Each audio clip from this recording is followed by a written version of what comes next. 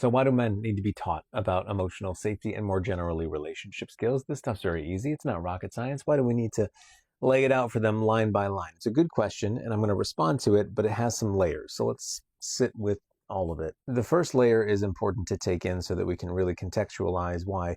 The second piece of this becomes important is human nature, men, women alike. We take our experiences and we project them onto the world around us. We assume that this is how it works because this is what I went through. If you take that into consideration and you use that as the lens in which you view the question, why do men need to be taught about these things, emotional safety and relationship dynamics and all that stuff? For men, as boys into adulthood, as they become men, emotional safety isn't a thing. Men's emotions aren't safe.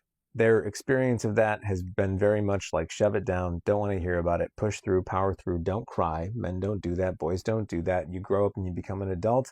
If you're stressed, you're overwhelmed, push through it. I don't have time for this, go make the money, whatever it is. So since men have not experienced a whole lot of empathy for their emotions, they don't know how to show that to other people without explicit instruction. And another element of men's experience that they might project onto others when in relationship with them, and which is why being explicitly taught to navigate relationships differently becomes helpful, is a lot of guys have this experience or perception that they are valued for their utility. What can you do for me? Not valued for being a good person, not valued because I love you and I cherish you just for who you are, but what can you do?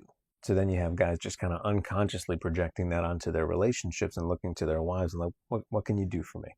Whether it be physically, or what can you do and produce within the home? Can you make me a meal? Can you clean the house? Like, what can you do for me? The default setting for a lot of guys is to see them for their utility rather than seeing them as a person that I want to relate to, that I want to be present with, that I just want to enjoy the company of, because they don't have a lot of experience feeling like they are treated in that way. They project it onto other people. So if you then zoom out and you ask the question, why do men need to be taught this stuff?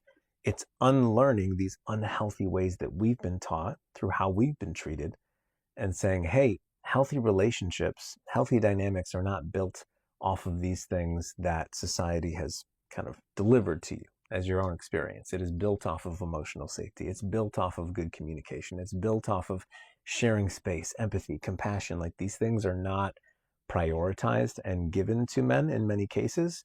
So it does need to kind of be explicitly laid out step by step from what they believe to be true to what is actually true for their benefit and for the benefit of everybody else.